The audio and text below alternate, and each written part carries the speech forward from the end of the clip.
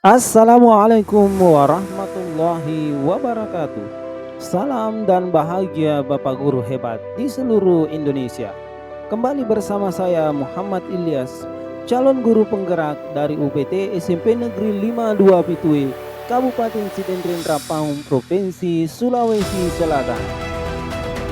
Dengan fasilitator Bapak Dr. Andes Haji Abdul Latif MSI dan pengajar praktik Muhammad Arsyad D. Eskom MPD. Kali ini saya berada pada aksi nyata modul 3.2 tentang pemimpin dalam pengelolaan sumber daya. Dengan tujuan pembelajaran khusus, calon guru penggerak mengidentifikasi secara kolaboratif bersama warga sekolah lainnya tentang kekuatan atau sumber daya yang dimiliki oleh sekolah. Dengan kegiatan bersama dengan warga sekolah mengidentifikasi aset atau modal utama dan pemanfaatannya di wilayah UPT SMP Negeri 52 Pitue, Kabupaten Sidendren Rapang. Berikut ini adalah dokumentasi hasil kegiatan tentang diskusi dengan warga sekolah pada SMP Negeri 52 Pitue dalam mengidentifikasi aset-aset atau kekuatan-kekuatan yang ada pada SMP Negeri 52 Pitue. Berikut ini adalah hasil identifikasi aset atau modal di SMP Negeri 52 Pitue. Terdiri dari beberapa aspek. Yang pertama, modal manusia. Yang kedua, modal agama dan budaya, modal fisik, modal politik, modal finansial, modal lingkungan, dan modal sosial. Yang pertama adalah modal manusia. Pada modal manusia, kepala sekolah berperan aktif dalam memimpin pengajaran, mengelola sumber daya, menciptakan budaya sekolah yang positif, serta membuat kebijakan penting untuk mendukung pengembangan profesional guru, mendorong inovasi dan menjalin kemitraan dengan komunitas, dan memastikan kualitas dan kemajuan sekolah secara keseluruhan. Guru berperan aktif dalam menyampaikan pengetahuan dan keterampilan, membimbing perkembangan sosial dan emosional siswa, serta menciptakan lingkungan belajar yang mendukung mereka dan menilai kemajuan siswa dan memberikan umpan balik serta menginspirasi minat dan memotivasi belajar dan menyesuaikan metode pengajaran sesuai dengan kebutuhan-kebutuhan individu murid.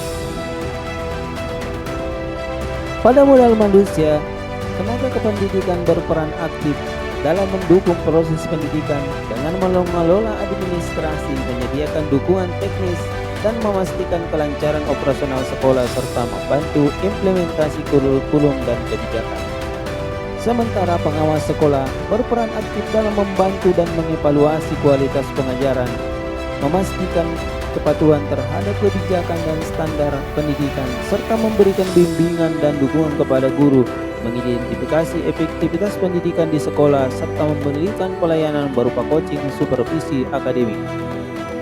Selanjutnya pada modal manusia, wali murid berperan aktif dalam mendukung pendidikan anak dengan terlibat aktif berkomunikasi dengan guru, memberikan dukungan emosional dan berpartisipasi dalam kegiatan-kegiatan sekolah. Sementara komite sekolah berperan aktif dalam mendukung pengembangan sumber daya sekolah dengan meningkatkan dana, membangun kemitraan, dan memperluas keterlibatan orang tua serta komunikasi yang membangun untuk membantu memastikan penggunaan sumber daya yang efektif untuk kegiatan dan program-program yang ada di sekolah. Pada modal manusia, murid berperan aktif dalam mengikuti proses pembelajaran untuk memperoleh ilmu dan keterampilan, berpartisipasi aktif dalam kegiatan sekolah, memberikan umpan balik kepada guru dan sekolah, serta berkontribusi pada komunitas melalui kolaborasi dan interaksi sosial. Sementara masyarakat berperan aktif dalam mendukung sekolah dengan keterlibatan dalam kegiatan penyediaan informasi dan pengalaman praktis, kolaborasi dalam program pendidikan, serta advokasi kebijakan. Yang kedua, modal sosial. Kegiatan komunitas belajar. Kegiatan komunitas belajar sebagai media berkomunikasi guru dapat meningkatkan keterampilan guru dalam proses pembelajaran melalui kegiatan yang dilaksanakan oleh musyawarah kerja guru mata pelajaran dan kegiatan pelatihan yang dilaksanakan oleh komunitas belajar, baik komunitas belajar di sekolah maupun komunitas belajar yang ada di luar sekolah. Selanjutnya, modal sosial berikutnya adalah kegiatan PGRI atau organisasi keguruan lainnya seperti IGI sebagai wadah untuk advokasi dan dukungan bagi guru, memperkuat solidaritas profesi, serta memperjuangkan hak dan kesejahteraan guru yang berdampak pada pengelolaan sumber daya pendidikan. Yang ketiga adalah modal fisik. Pada modal fisik terdapat fasilitas pendidikan. Tersedianya fasilitas sekolah seperti ruang kelas, laboratorium IPA, dan laboratorium TIK untuk mendukung proses pembelajaran dan menyediakan lingkungan belajar yang nyaman. Yang kedua, terdapat fasilitas olahraga. Tersedianya lapangan olahraga dan peralatan olahraga yang mendukung kegiatan ekstrakurikuler demi meningkatkan kesehatan fisik siswa serta membangun keterampilan dan kerjasama tim. Modal fisik lainnya adalah peralatan teknologi. Tersedianya komputer, proyektor, dan jaringan internet sebagai sumber belajar dan perangkat lunak pendidikan yang memperkaya metode pengajaran dan mendukung pembelajaran berbasis teknologi dan memfasilitasi interaksi yang lebih dinamis. Kemudian selanjutnya, infrastruktur sekolah. Tersedianya bangunan dan ruang administrasi, tempat sholat, dan jalur transportasi yang mendukung operasional sekolah dan memastikan keberlanjutan kegiatan pendidikan dan memberikan tempat yang aman dan teratur bagi siswa dan staf. Yang keempat, modal alam. Lingkungan yang asri. Lingkungan sekolah yang asri, nyaman, dan sejuk menjadikan sekolah sebagai tempat menuntut ilmu yang disenangi oleh murid sehingga betah dan tidak bosan tinggal di sekolah. Selanjutnya, dekat dengan hutan lindung. Hutan lindung menjadi media belajar murid dan menjadi tempat belajar untuk memahami fungsi dan manfaat dari hutan terhadap kelangsungan hidup manusia. Modal alam selanjutnya adalah dekat dengan kebun induk. Kebun induk menjadi tempat belajar tentang jenis-jenis tanaman dan cara bercocok tanam dalam praktek berkebun untuk memanfaatkan lahan-lahan yang ada di sekolah. Kemudian selanjutnya dekat dengan PT Bulus. PT Bulus sebagai tempat peternakan sapi dan penghasil pupuk kandang dapat dijadikan sebagai mitra dalam membimbing dalam pembuatan kompos. Modal alam selanjutnya adalah dekat dengan tambang golongan C. Lokasi tambang golongan C dapat dijadikan sebagai tempat penelitian untuk siswa dalam meneliti dampak dari penambangan pasir yang ada di dekat sekolah. Kemudian selanjutnya dekat dengan pengelolaan rotan. Tempat pengelolaan rotan dapat dijadikan sebagai tempat pembelajaran bagi siswa dalam memahami bagaimana proses pengolahan rotan yang tepat. Yang kelima, modal finansial. Pada modal finansial yang pertama adalah dana operasional sekolah yang digunakan untuk membiayai kegiatan sehari-hari seperti gaji staf, perawatan fasilitas, dan pembelian materi ajar, memfasilitasi kelancaran operasional dan keberlanjutan proses pendidikan.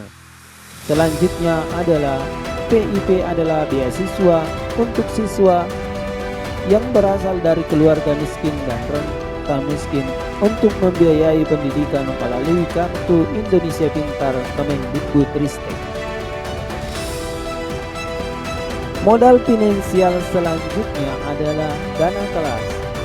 Dana kelas digunakan untuk membiayai kebutuhan dan kegiatan kelas seperti proyek, ekstrakurikuler dan membeli peralatan-peralatan serta memberikan fleksibilitas dalam mendukung aktivitas siswa secara langsung di kelas. Kemudian, kas daerah, pembayaran gaji untuk pegawai negeri sipil dan P3K yang dianggarkan oleh pemerintah melalui anggaran daerah serta bantuan dan renovasi perbaikan gedung sekolah. Yang keenam adalah modal politik. Modal politik yang pertama adalah wewenang pemimpin mengatur dan memimpin pengelolaan sekolah, membuat kebijakan internal serta klasifikasikan sumber daya dengan efektif sesuai dengan kebutuhan sekolah. Kemudian yang kedua adalah bekerja sama dengan Polsek terkait dengan penyuluhan tertib berlalu lintas, bahaya narkoba, dan keamanan di sekolah. Modal politik selanjutnya adalah bekerja sama dengan Puskesmas terkait dengan pemeriksaan kesehatan siswa secara rutin, penyuluhan kesehatan reproduksi remaja, bahaya rokok, dan penimbangan berat badan serta pengecekan golongan darah. Selanjutnya, bekerja sama dengan pemerintah setempat baik kelurahan dan kecamatan untuk mendapatkan dukungan untuk proyek-proyek lokal, akses ke bantuan advokasi dan fasilitas, serta kolaborasi dalam proyek yang mendukung pendidikan dan kesejahteraan siswa. Yang ketujuh adalah modal agama dan budaya. Memiliki guru agama Islam yang berkompeten sehingga terdapat kegiatan-kegiatan keagamaan secara rutin yang dilaksanakan seperti sholat duhur berjamaah, ceramah, dan sedekah Jumat. Siswa dan guru berpartisipasi dalam kegiatan keagamaan di lingkungan masyarakat seperti peringatan Maulid Nabi besar Muhammad SAW, serta melatih murid untuk ceramah pada bulan suci Ramadan di masjid-masjid di lingkungan tempat tinggal masing-masing. Modal agama dan budaya selanjutnya adalah terkait dengan pelaksanaan budaya positif di sekolah seperti budaya tabe, senyum, sapa, salam, sopan, dan santun setiap kali bertemu dengan seseorang, berdoa sebelum dan sesudah belajar, dan menghafal surah-surah pendek. Budaya satu murid satu kantong sampah, dan budaya bersih-bersih setiap pagi di lingkungan sekolah serta senam setiap hari Jumat. Demikianlah aksi nyata pada modul 3.2 tentang pemimpin dalam pengelolaan sumber daya, di mana kita mengidentifikasi aset-aset utama dan pemanfaatannya di wilayah UPT SMP Negeri 52 Pituwe. Terima kasih, salam dan bahagia Bapak Guru hebat di seluruh Indonesia. Wassalamualaikum warahmatullahi wabarakatuh.